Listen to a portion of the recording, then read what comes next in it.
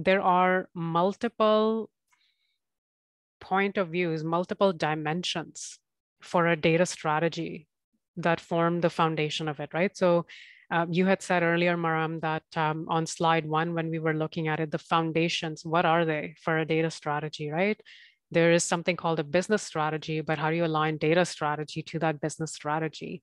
So I had done this poll about a month ago on LinkedIn.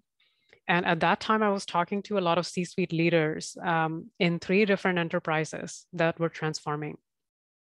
And I'd asked them, who should own the enterprise-wide data strategy in your company?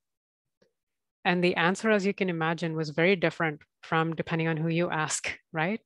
And that speaks to the leadership, right? Who is taking the accountability? Who's the ultimate authority in the company that's driving that data strategy? Because if you don't know the answer to that question, then your company is going to lose direction, because many people have many different opinions, thoughts, ways of moving forward, who they should work with, all those questions. Even the question you asked earlier about how should we put money into some of these initiatives?